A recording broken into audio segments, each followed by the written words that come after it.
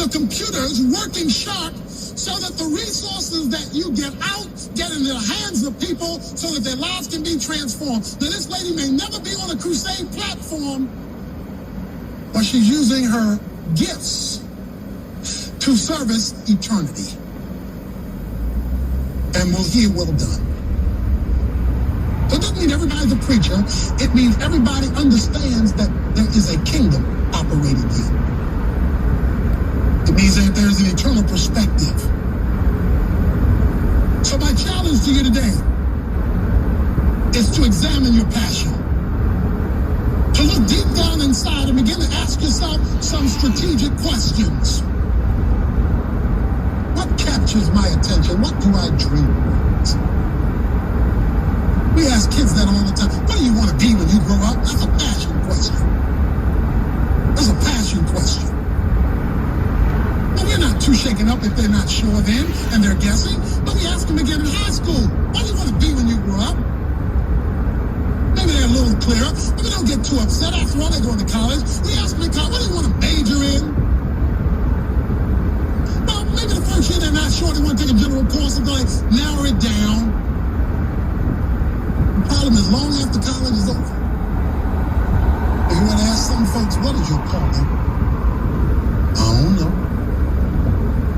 Is it that you don't know because God hasn't shown it to you, or you don't know because you haven't had enough kingdom focus to find out?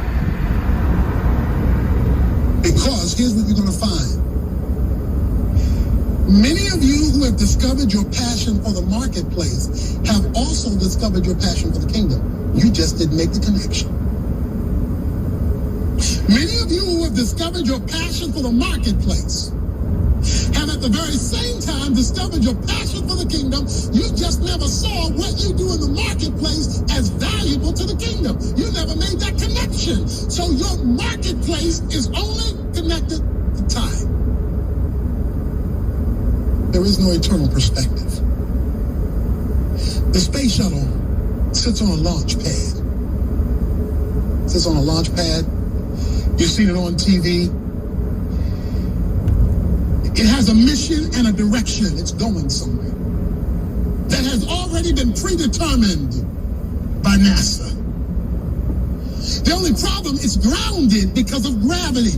Gravity says to the shuttle, you're not going anywhere, be still. And that huge space shuttle with all this equipment, all these power, all this personnel is grounded. That is until it is set on fire.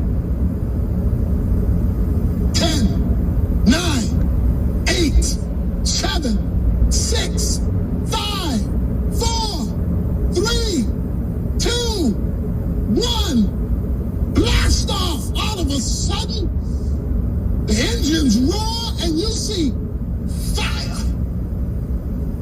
All of a sudden, this Earth-limited vehicle, multi-ton, is now able to soar, all because fire was lit under it. Many of us are grounded by our fears. And what you need is some fire. Many of us are grounded by what we were told. We've got such poor self-esteem that even though we desire it, we don't even believe God can create enough fire to lift this mess off the ground. When you got something as big as the space shuttle, you just need a lot more fire, that's all. You need just a lot more fire. You're going to go home today, and the reason you're going to get home is because some spark plugs underneath your hood are going to produce fire. And they're going to produce fire, and when they produce fire, that fire of those little plugs will ignite the engine, cooperating with the battery, and your car will take you home, all because there was fire. It moves trucks that way, submarines that way, boats that way. It moves planes that way. Planes fly because of fire. Passion. Passion. And you have it. I don't care how dull you look, how thick your glasses are, how nerdish you are told. God has given you fire. You say, well, how do I find it if I don't know where it is? Well, then you go to God every day and you ask him to light your fire. You go to God and say, fire starter, ignite it for me. You ask God to ignite the fire for whatever it is. It doesn't mean you're going to do cartwheels. That may not be your personality trait. Doesn't mean that you're going to shout and scream, because we're all different. It will mean you are lit and fit to be tied, because you're on fire. And when you get hot enough, other folks around you will scorch. Because when you get fires loose, they start other fires too.